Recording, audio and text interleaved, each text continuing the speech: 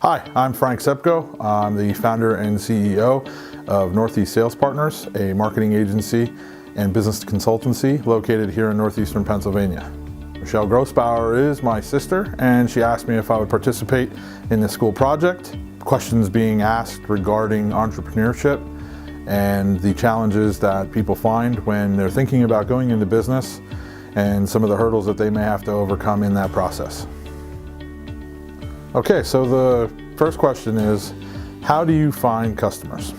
Well, this is such a broad question to ask, but really what it comes down to is that it's all about the kind of business you have. You want to think about who your customer is and where are they. And then once you sort of determine who they are and where they are, you have to start to think about what sort of sub-segments of that audience are you really trying to talk to. The importance of trying to find your customers is about being relevant and understanding what their needs and wants are, and then being able to provide a solution for them. As a marketing agency, we often find our new clients through referrals. When you're first starting out in business, one of the rules of thumbs is go to everybody you know, right? Resource your own personal network and start to do business there, if possible. And once you satisfy a few customers, satisfy a few clients, you're going to find that there's this real strong power in referrals. And so to date, here at Northeast Sales Partners, we've been able to really build our business off of referrals. A lot of our satisfied clients are always happy to make an introduction. We have a process for our referrals in particular.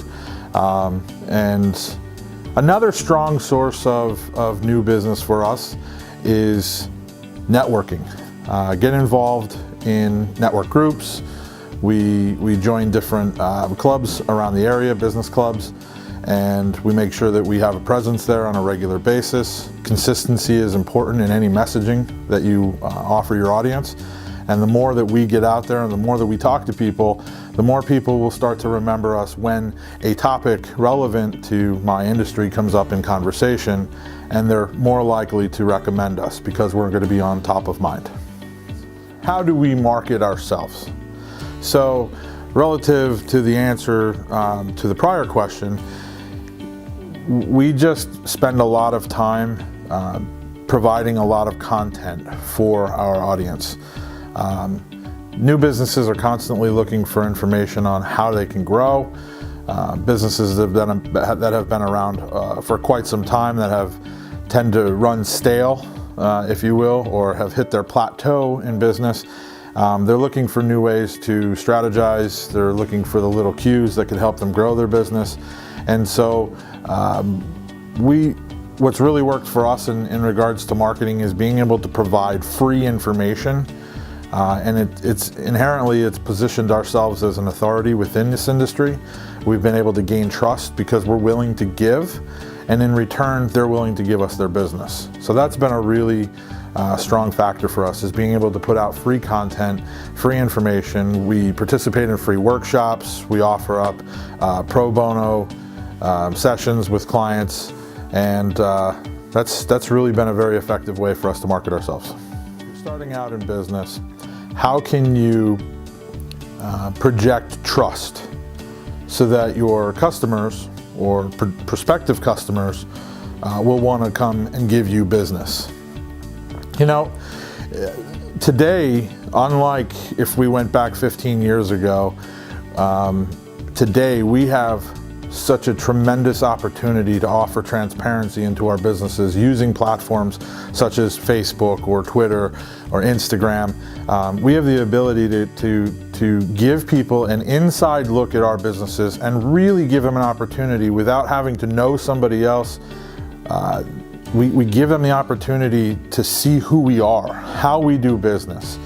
And honestly, in this world, with these platforms, if we continue to give, if we're giving people what they're looking for, there's an inherent trust that comes from that.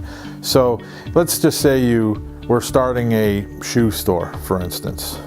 Well, what can you give, right? What can you give to earn trust from your audience? Well, there's a huge conglomerate out there who started their business and proved this theory utilizing the internet, utilizing TV, mainstream media. And what they did was they started their brand by offering every pair of shoes you purchased, they would give a free pair of shoes to someone in need. Now, what does that do? That builds brand trust, right? And they were just a small company, but because of that one thing that they did, they ended up growing to over $1 billion company. So even though that's a big example, small little shops need to establish brand trust. You have to figure out how to get your message out there. You have to figure out how people are going to understand what it is that you're doing and why that's important to them, and how do they know that they're safe in a transactional environment with you. So this question is, when I first started out in business, what were some of the costs that I was faced with, and how did I overcome those challenges? That's a tough question, because there's a lot of things that you could determine that you want to invest your money in when you very first start your business. And what we see a lot of times when working in the startup world, we see a lot of people who immediately just want everything. They want all of the technology. They want fancy offices. They think that they have to spend money on everything. And there's this sort of fake it till you make it concept. And I'm just not a proponent of that in the big picture. There are times when you kind of need to fake it till you make it. But I think you can do that through your own personal confidence. Again, going back to my topic about transparency, when you're honest with people, you'll find that more people will trust you, and you can build your business off of that. So in the beginning, the costs that I was faced with were just my essentials, right? I always wanted a big office. You want to be able to show people that you're very successful. But in my company, I started my business out of the front of my house. I had a desk, I had a laptop, I splurged on a second monitor so that way I could enhance my workspace. But that was it. Obviously I had my car. I use that as a tool so that I can get around and meet new clients. But costs, they could have been as sort of broad as I wanted them to be. But I think it's really important to operate what they say is operate lean in startup mode, and really find the most important expenses and focus on those. And then as you grow, determine what your investment plan looks like into how you scale your business. If you have a strategy for that, then cost is worked into that plan, and you'll know when the right time to invest in those more expensive luxury items, we can call them. You'll know when the right time it is to invest into those items. People, technology, tools. There's so much you can invest in, but if you time it right, that's how you manage your cost. It's all about starting your business with as minimal as possible, and try not to dig into your pocket to put your personal funds in to grow your business. It's necessary in the beginning maybe, but I know people who have started their business on what they call a shoestring budget, and quite literally now they're able to take the revenue that they've driven from doing nothing, spending no money in the beginning, and just purely drove revenue into their companies, and have now utilized that money to invest in people, tools, technology, etc., fancy offices, and they never had to personally dip into their pockets. That's the way you do it. That'll give you a successful business. Don't go in debt trying to run your business. So here's a question that I get asked a lot, and this is This is why a lot of people are afraid to go into business for themselves. It's the work-life balance. Going into business for yourself is about hard work, and you need a support team behind you.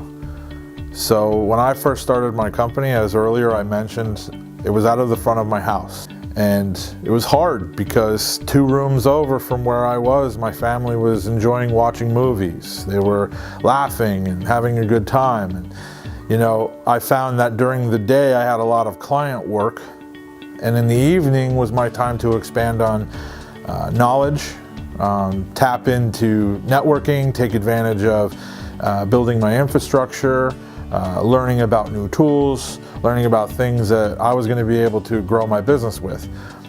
If I didn't have a support team in place, and let's just say my wife wasn't supportive of the time that it would have taken for me to do that, I don't think that I could be successful today.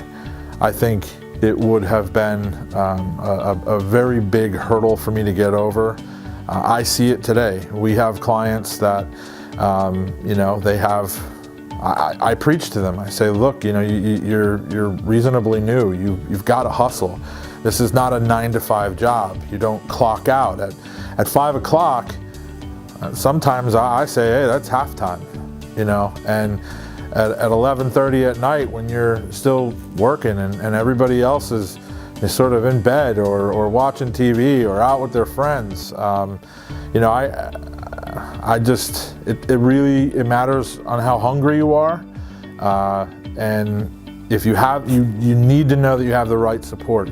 Be honest. Like, that's one of the greatest things I could tell you too. Not only are you honest with your customers or your clients, but you need to be honest with your family. You need to tell them what it is that you need to dedicate to your work and what kind of support you need from them. And when that all comes together for you, now you've got a real recipe for success. It's really rewarding for me at this stage when, you know, my wife calls and says, hey, what time can we expect you? And I don't feel the guilt of neglecting my family, because the times where I do get to spend with them are so rewarding. You know, one of the most important things that you can have running your own business is a clear mind.